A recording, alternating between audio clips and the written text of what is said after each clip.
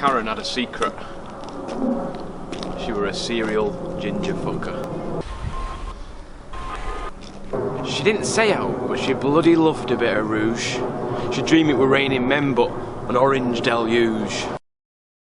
Hallelujah, she'd scream. And then she'd open wide and she'd lie down and get tangoed on the inside. It all began with her pal Narinda. She said, I bet you a tenny you'd never shag a ginger. So she went to a rave, found a redhead called Dave, and after a couple of oddies she felt quite brave. So she asked him all brazen what it looks like down there. Does it fizz and amaze like a solar flare? Does it fill the night sky like a volcanic blast? Or is it soft and shapeless like carrot mash? Does it stand in defiance but hidden away like an orange-clad inmate at Guantanamo Bay? Or has it withered and waned, wilted and sagged like a warm, cheesy what's-it that's melted in the bag? Anyhow, as the clock struck 12, she dragged Dave home, and she knelt down low at the amber throne. But as she unzipped, she saw she'd been conned, because it turned out that Dave was strawberry blonde. Now you know when you want summer and naught else will do, like a chomp or a boob or a trip to the zoo. When the flickering embers of a momentary yearning turn into a furnace of carnal burning. Well, that's what happened to Karen, because in the months to come she embarked on a binge. Just ginge after ginge after ginge after ginge. First there was Kenneth, and then Toby, and then Gary, and Javone, who had the look of a black Prince Harry. Though she'd won a bet now, nothing could stop her. There was Freddie the fireman and Colin the copper. She thought it was funny that his job title was the same as his hair colour. Phil worked in air freight and John were a journo. Their only shared trait, a pubic inferno. Soon Karen could only come with a ruddy scrotum thwacking at her bum.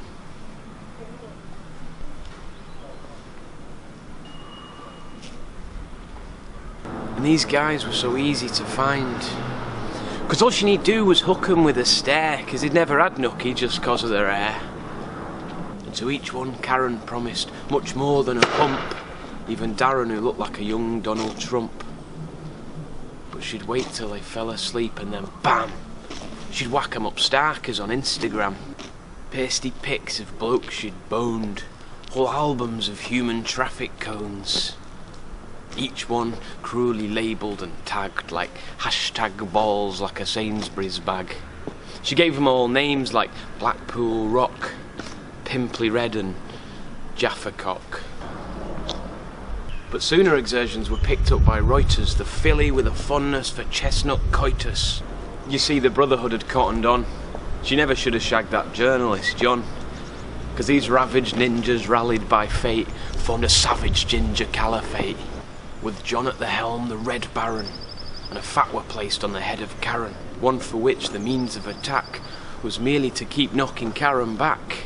In pubs and bars across the land, rebuff from every member of the clan, and when there was no red meat left, our Karen was beaten and bereft.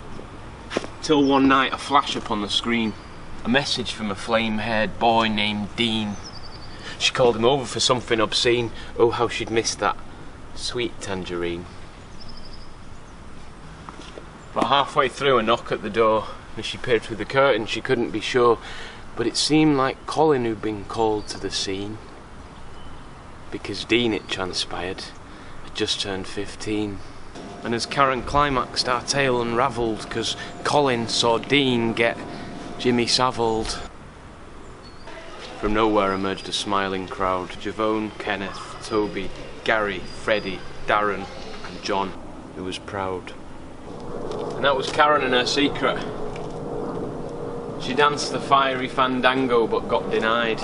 She did get tango, but now she's inside. She flew too close to the sun, and lessons ought to be learnt.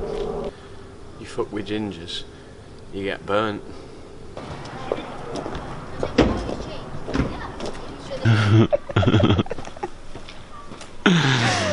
You fuck with gingers.